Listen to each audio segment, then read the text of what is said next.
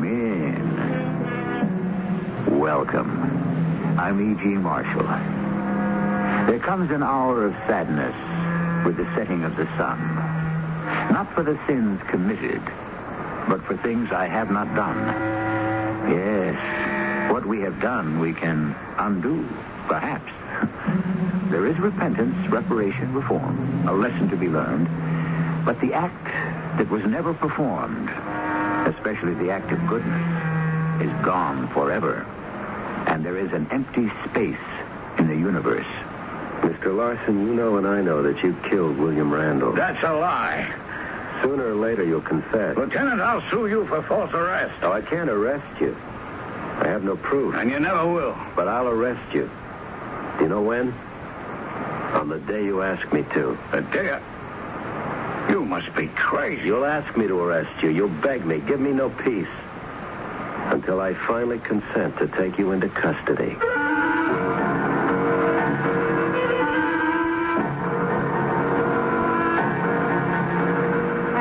Our mystery drama, Letter of Love, Letter of Death, was written especially for the Mystery Theater by Sam Dan and stars Michael Tolan. I'll be back shortly with Act One.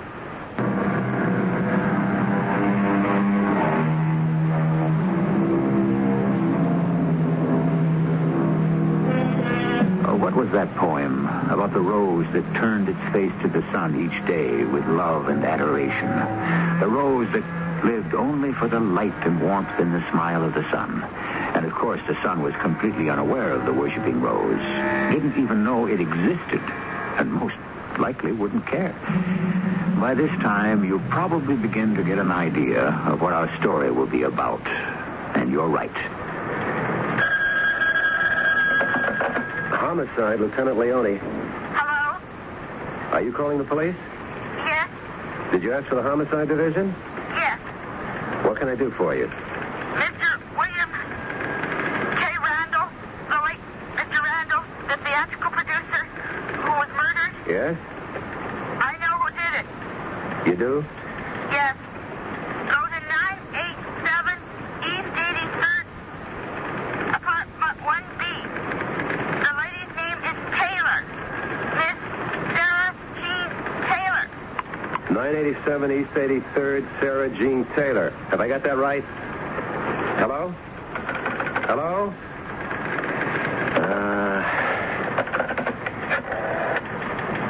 Eddie? Who's free to take a nut call? Yeah. Well, where is everybody? All right, I'll take it. I'm going out to lunch anyhow. East 83rd. Huh. It's up in Yorkville. Why don't I have some sauerbraten?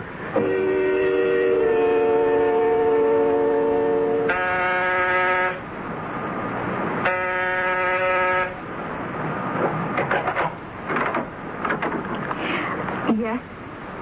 Miss Taylor? Yes? Miss Sarah Jean Taylor? Yes? My name is Leone, Detective Lieutenant Leone. My identification. Oh, I believe you. May I come in? Please. I was wondering, Miss Taylor, if you could help us. How? Did you know a Mr. William K. Randall? Yes. Did you know him well? I knew who he was. Did you ever have anything at all to do with him? Yes, in a way. In a way? A very impersonal way. Could you explain? I work for the copy house. Oh, what's that? We type scripts. You know, for theatrical producers, TV and the like. Oh? And what do you do there? I'm a typist. And Mr. Randall was a very good client. We did a lot of his plays and things. I typed up a great many of them. And that's how you knew Mr. Randall? Yes, Lieutenant. You did meet him, though. Usually he would send someone to bring a script or to pick one up. He was a very important man, you know. Yes, so I understand.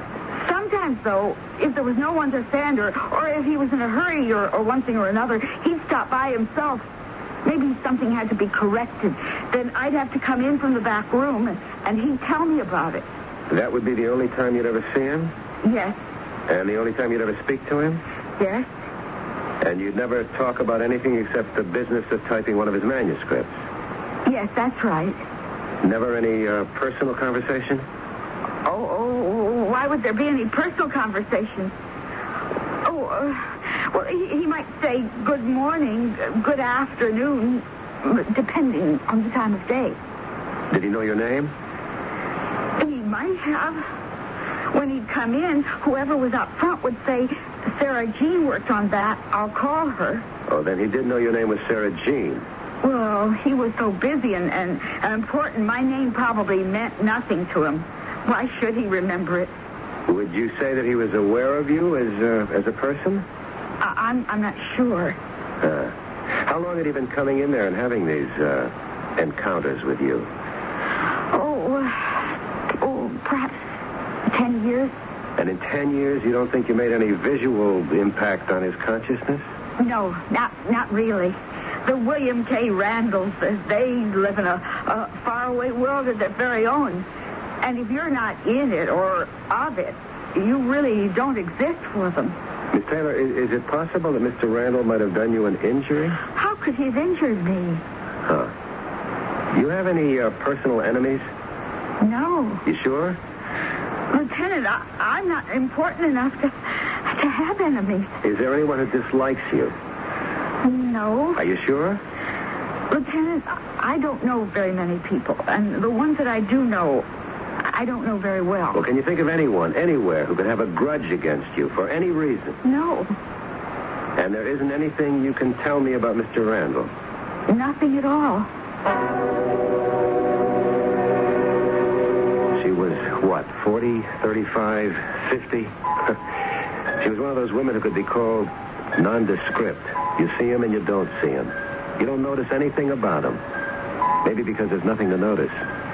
5 minutes afterward, you can't even remember what they were wearing, or even what they looked like.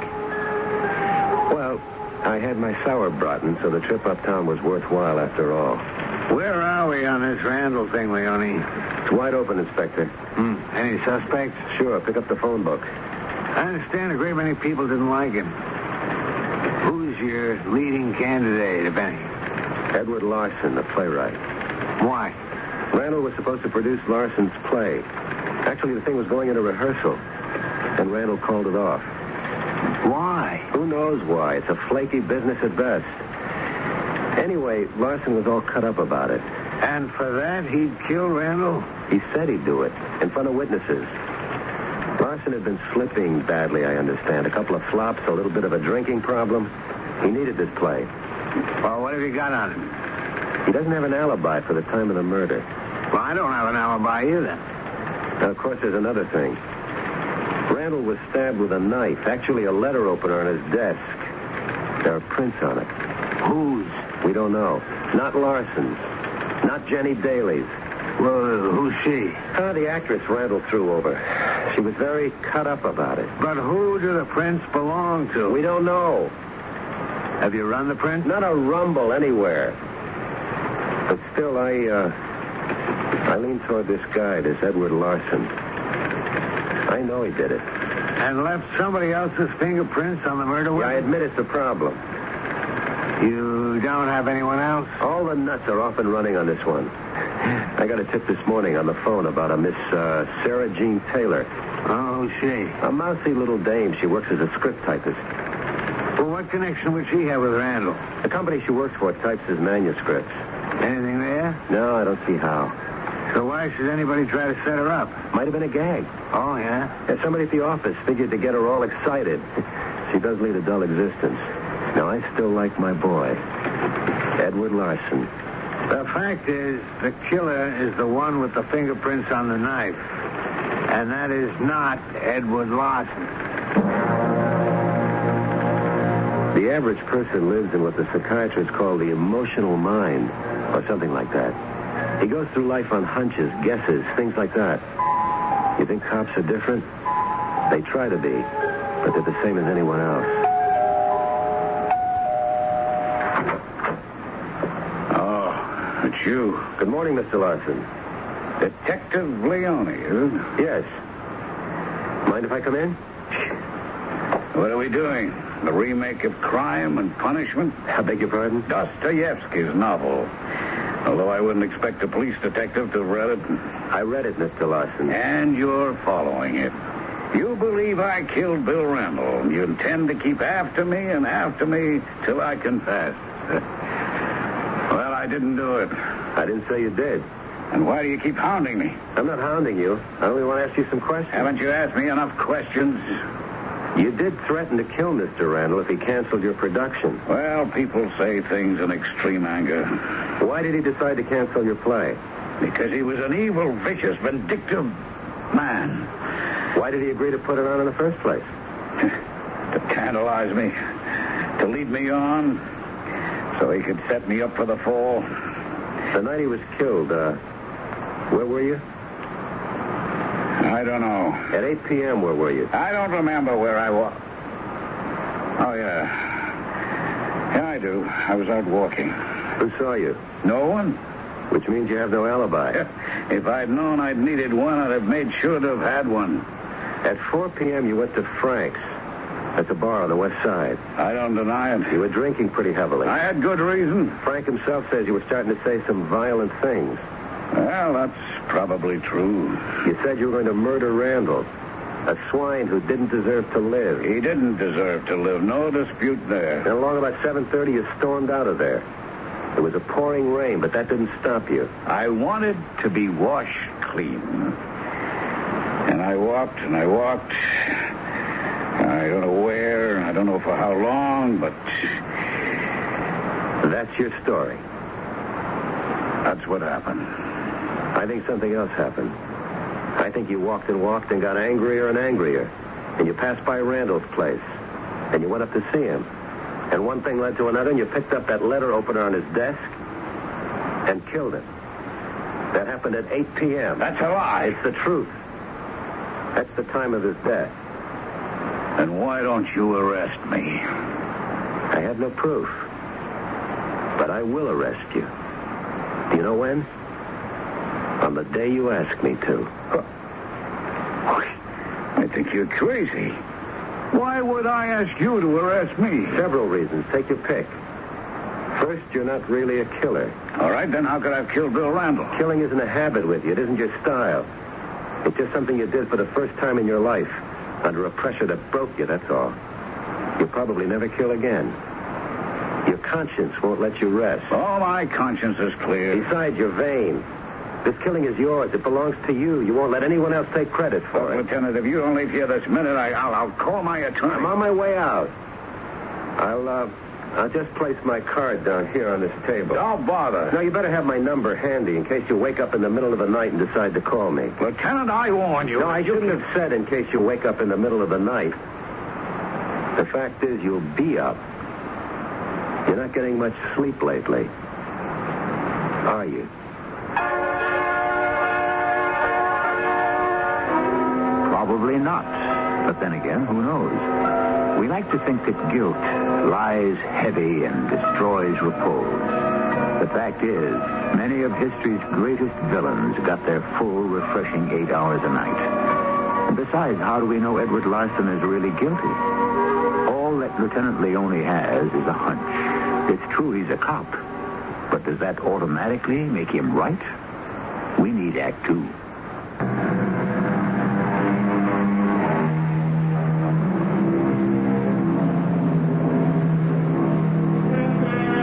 I can read it on his face. I can see it in his eyes. How many times do we think we can deduce from a look, a gesture, the story of another person's life? One of the oldest bits of wisdom we know comes from Aesop, who warns us that appearances are deceiving. What is this conceit so many of us have that we can tell just by looking? Yeah, come in, Leone. Well, sit down. You want a progress report, Inspector? I don't have one. This is off the record. Lay off Edward Larson. What's this? It seems you've been giving him a hard time. Hey, now wait, Inspector. What have you got on him? Nothing. Furthermore, the prints on the knife do not belong to Larson. Therefore, it follows Larson cannot be the murderer. Yeah, I wish I could believe that. Believe it or not, I'll lay off. His lawyer happens to be an old friend of mine. Yeah? They could certainly raise Cain if they wanted to, but Larson's attorney figures you're just an overzealous cop. Uh-huh. And a quiet word passed along by me puts a period to the sentence. I know Larson did it. So you keep this up and you'll get both of us into trouble. You want me to take you off it? Okay, Inspector, I'll behave. But I'll still bag him. What is this thing with you, Leone? I don't know. It's just I look at him and there it is. You need evidence. I'll find it. It'd be better if you found out whose fingerprints are on Exhibit A. I don't care whose fingerprints are on that knife. Edward Larson is the killer.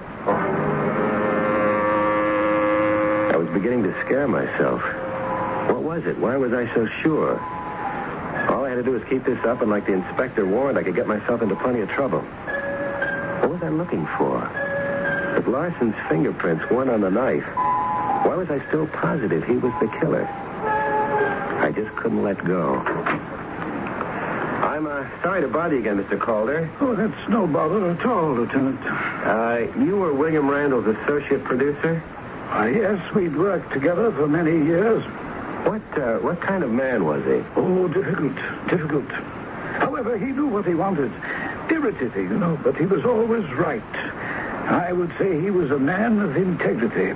He's described by Edward Larson as evil, vicious, vindictive. Oh, well, Edward Larson.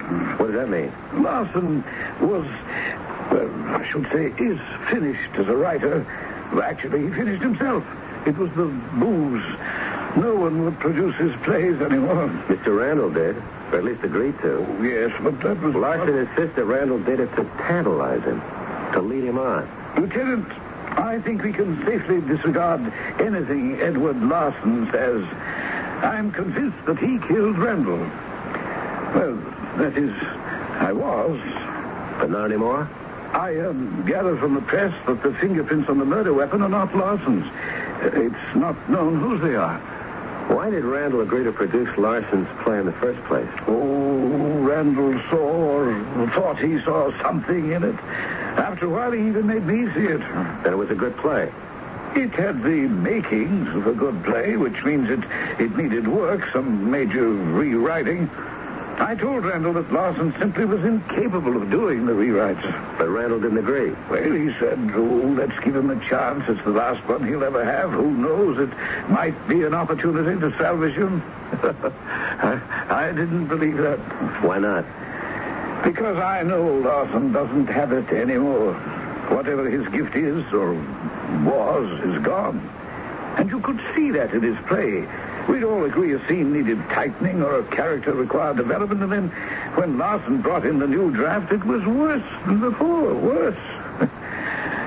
Then soon the drinking began. And you say that Randall did not deliberately lead Larson on? I think Randall took as much as was humanly possible, and then he simply acknowledged the inevitable. If Larson didn't kill Randall, who else could have? Oh, me? I felt like killing him many times. Did you? Well, my fingerprints are not on the knife. How do you know? Well, if they were, I assume I'd be arrested by now. Besides, I know I didn't do it. I might have in time, but evidently I was beaten to it. Why would you want to kill your partner? Money? We were a very successful producing team, artistically successful. But Randall always managed to make sure that we would lose money. Oh, it was a gift. Why did you stay with him? The man is a genius. Oh, was a genius. Oh, yes, it was worth it. Besides you, who could have killed him?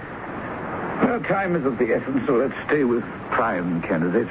Jenny Daly? I wouldn't be surprised if her fingerprints were on that knife. Why? Oh, she thought he belonged to her. But lately, there's been suspicion of another woman somewhere. Another woman? Is that true? Oh, who knows, Lieutenant? With Randall, anything was possible. You never knew what he was thinking or doing. Jenny had a few tantrums about it, and she could become violent. Another woman? I didn't say there was another woman. Those are just rumors. A mystery woman? Ah, yes, Lieutenant. That has a good sound to it. A mystery woman.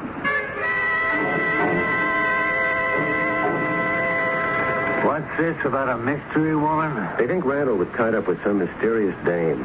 What does that break down into? This Jenny Daly was jealous because Randall wasn't paying too much attention to her, so she figures there's another dame. Mystery woman. Leone, you're working too hard. Besides, we have to get the killer sooner or later. We've got the fingerprints. We'll turn him up somewhere. Him? All right, maybe her. I tell you what.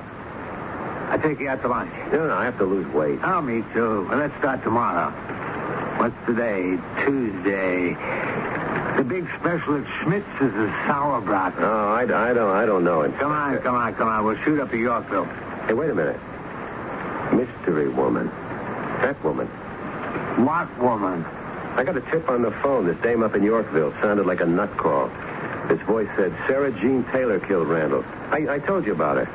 What would a man like Randall want with a dame like that? Maybe that's why she's a mystery dame. Excuse me, Inspector. Leone? Lieutenant Leone? Yes? Why haven't you arrested Sarah Jean Taylor? What for? Who is this? For murder. Inspector, see if you can trace this. What do you mean? I told you about her. Eddie, get a trace on the call on Leone's line. What did you tell me? I told you she was guilty. Yes, but, I need evidence. You have all the evidence you need right now. Hello? Hello? Yeah, he hung up on me. Eddie, get anything? Okay. He didn't have enough time. Well, we have two mystery women. One is Miss Sarah Jean Taylor, and the other is the one who's trying to set her up. What did she say to you this time? Same thing. She said Sarah Jean did it. And when you asked her for the evidence, what did she say? She said we have all the evidence we need right now. No, we don't have any evidence at all. But we do, Inspector. And it's all the evidence we need.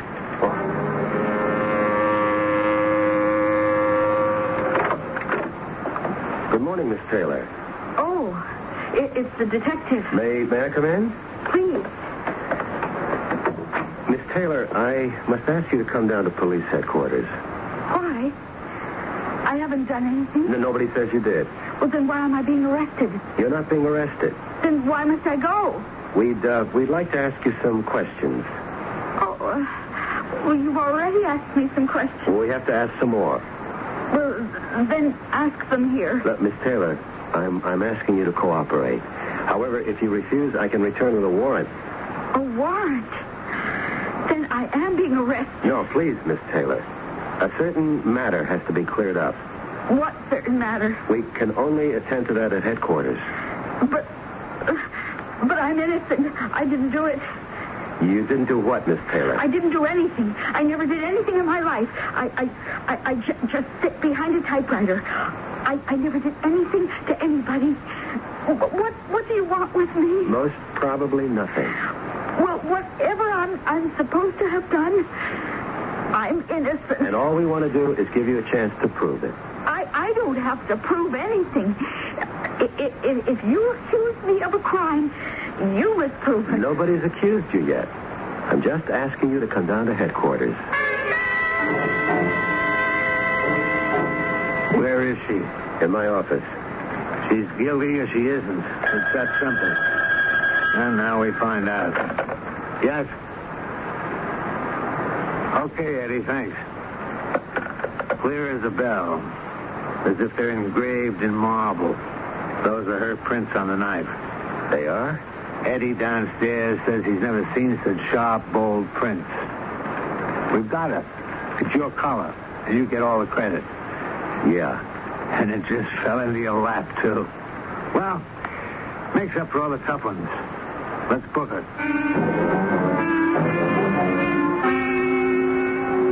Miss Taylor, Lieutenant Leone here has just read you your rights as prescribed by the law. My rights?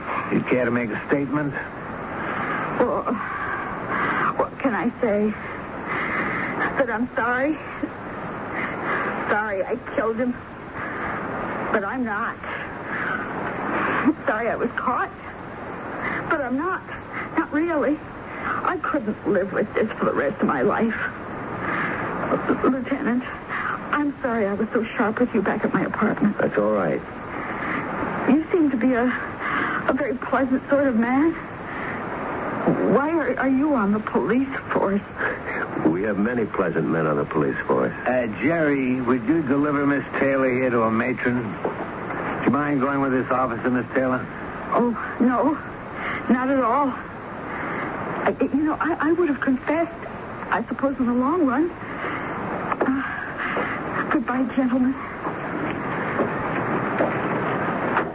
And so, Lieutenant, that wraps it up. We have the killer of William K. Randall. Have we? What's this now? Are you all right, Leone? I don't think we got the killer.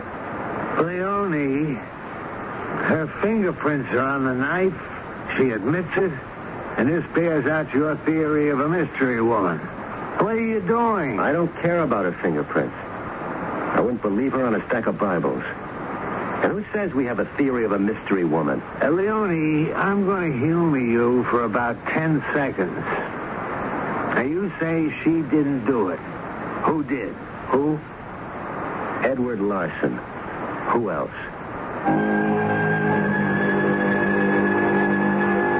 Believe about a quarter of what you hear, and maybe half of what you see, and maybe, just maybe, you won't be taken in. But look now, her prints are on the knife, and she says she did it. What does Detective Leone want? What more does he need?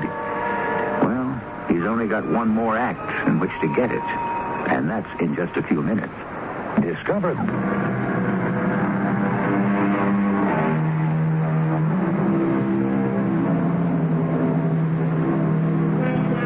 How do we know what we know? Well, we have worked out, or at least our philosophers have, what might be called the scientific method. We use observation, and we use experience. We use testing. We set up criteria, and we use common sense. If you're caught with your hand in the till, obviously you're up to no good. Now, you would think that a police detective, of all people, would have no trouble with this line of thinking. Why did you kill him? He betrayed me, Lieutenant. I don't understand. We were in love. Who was in love? William Randall and I. He was in love with you? Yes. When I first spoke to you about him, you remember? Yes. You insisted there was absolutely nothing between you. It was at most a casual kind of business relationship. That's what you said. I lied. I was under no obligation to tell you the truth. I wasn't under oath. Well, yes, Miss Taylor, but besides, our love was a secret thing. Oh? Soon he would leave the theater, leave this entire way of life, and the two of us would retire to a lovely mountain wilderness. I have his letters with me. I'll read you one. His letters? All the letters he wrote to me. I carry them always. A lovely mountain wilderness made tame by your presence. And thus we too shall know the joys of Eden. That's what he wrote to you? Oh, yes. And listen, ask nothing more of me, sweet. All I can give, I have given. Forget that I remember and dream that I forget. Oh, that's when it started. Yes, to what? When they started to turn cold. The letters. Oh? The beautiful letters he wrote me. And then there came the final letters. Here, this one. Read it. You want me to read it? I can't. Please. best and the worst of it is this, that neither of us is to blame. You will forget my kisses, and I will forget your name. That's how he chose to say goodbye to me. Let me try to understand this. For how many years did he write you these letters? 10. For 10 years you carry on his correspondence, and it's all a promise for the future, right? I believed him. I believed him with all my heart. Uh-huh. And then something happened to break up this little thing you had going. What was it? I don't know exactly what. I don't remember. But it made you mad. Mad, yes. In the sense that it deprived me of my reason temporarily. And so you decided to kill him? I did. In a fit of rage. All right. Tell me, how did you get into his apartment? I had a key. A key? Yes. Forgive me. I thought you'd implied all this time that it was a platonic affair. I have implied nothing. You may infer whatever you choose. Can you tell me what happened? Yes. I received his last letter. I brooded, and I decided to face him with it. I went to the apartment, and we talked. And then I thought it was of no use. He had become tired of me. He just decided to cast me aside. So I became furious. I saw the letter opener, long, slim, sharp, and lethal. I picked it up and I plunged it into his heart, his fickle and faithless heart. Yeah. You've never been in love, Lieutenant. If you can doubt what I'm telling you, I killed him. Let the world know it. Let the world judge me. How may I help you, Lieutenant? Mr. Dorset, you're the manager of Coffee House? The night manager. We go 24 hours a day. You do? We employ a lot of actors. Aspiring actors. They need their days free to make rounds, you see. About Miss Sarah Jean Taylor. How about Miss Sarah Jean Taylor? To think that was going on all this time. What was going on all this time? The affair she was having with Mr. Randall. How do you know she was having an affair? Isn't that what it says in the papers? What would happen when he would come in here? The most superb acting you would ever hope to see in your life. But who knew then that it was acting? What did it look like? Just the most casual, impersonal, unimportant passing of the time of the day. Even that very last time. What about it? He had complained about 10 wrong pages in a script. And she said she would work overtime and deliver it that evening. I happened to overhear it. She said, I'll hand it to the doorman. And he said, I don't have one. I tell you what, here's the key to my apartment. Just place the script inside the door. And he gave her the key? What a charade. So she stayed overtime and finished the script? Oh, yes. Till 10 o'clock. And then she left. Till when? At 10. You're sure? Oh, yes. I marked her time sheet. 10 o'clock. Thank you very much.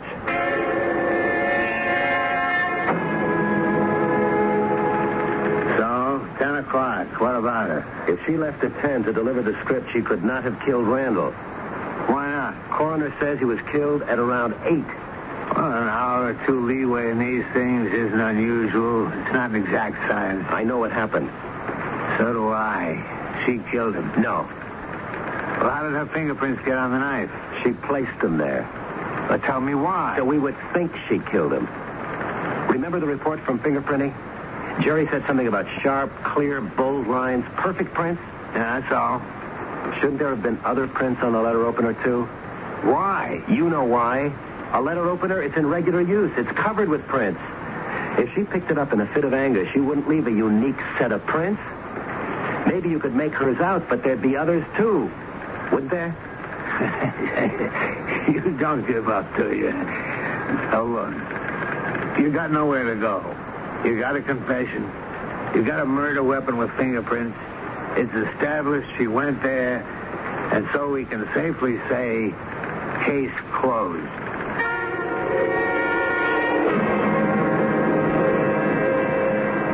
May I come in, Mr. Larson? I warn you, Lieutenant, the next time my lawyer's going to make an issue of this, it'll cost you your badge. It's my badge.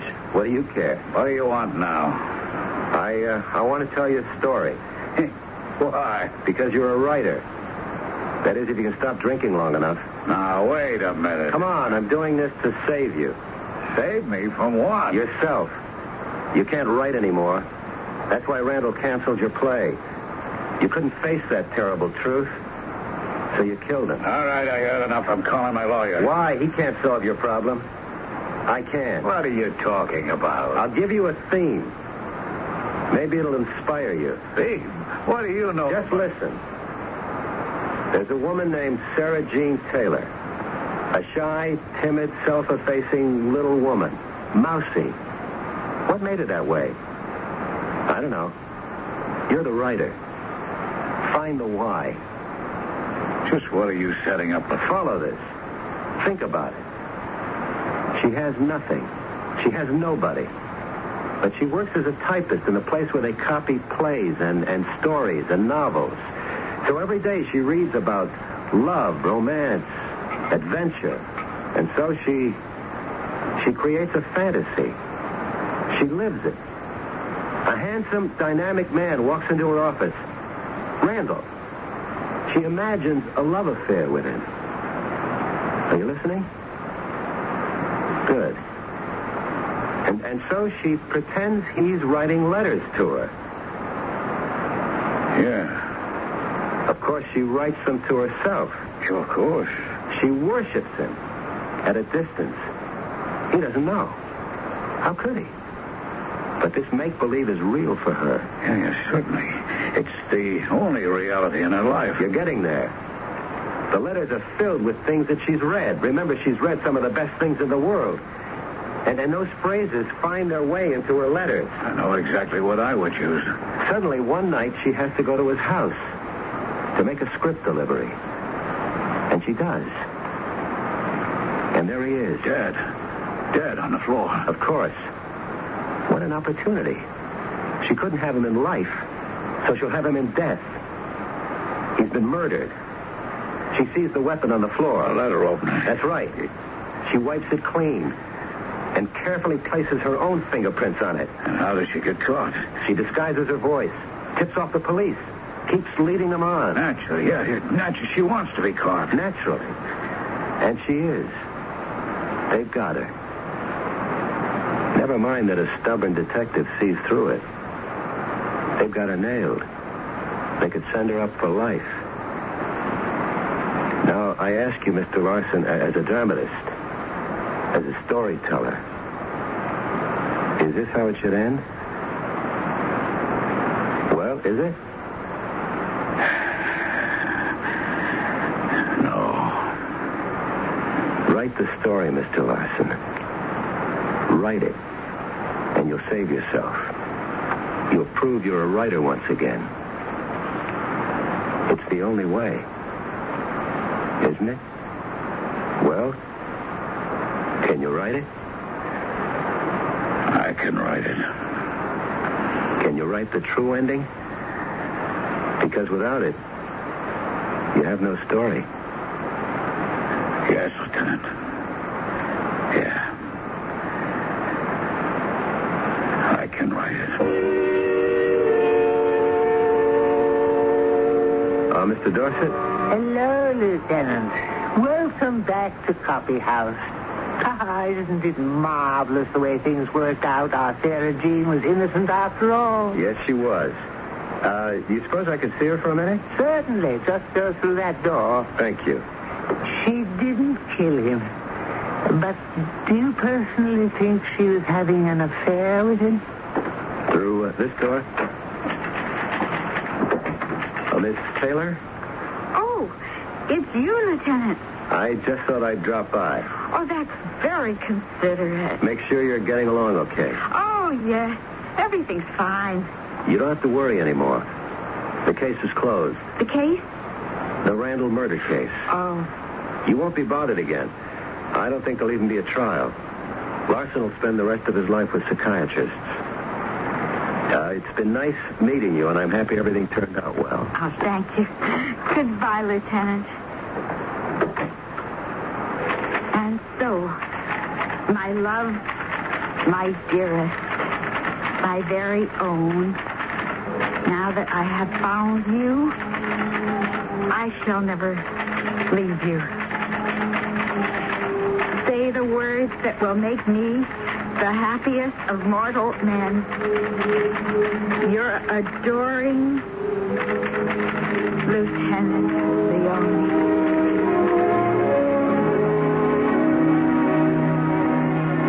Love, as the popular song says, your magic spell is everywhere. Yes, indeed. Everywhere and anywhere. And as another popular song puts it, love can come to anyone. I'm sure the skeptical, practical, and hard-headed among you might insist that love is only an illusion for Sarah Jean Taylor. But then, of course, it can be argued that love is only an illusion to begin with. I'll be back shortly with more illusions.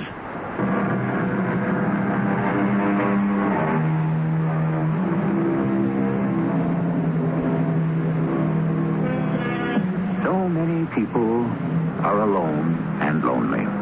So many people work at humdrum, routine jobs. So many people live by themselves. Is this the only world they know? Or do they transport themselves into another realm, somewhere high in the imagination? That quiet, serious, nondescript-looking woman across the aisle on the bus. No ring on her finger. She probably isn't married. What is she thinking about? What is she dreaming about? Some of those dreams would make the finest stories in the world. And what a pity that we shall never hear them. Our cast included Michael Tolan, Martha Greenhouse, Robert Dryden, and Ian Martin. The entire production was under the direction of Hyman Brown. This is E.G. Marshall inviting you to return to our Mystery Theater for another adventure in the macabre. Until next time, pleasant dreams.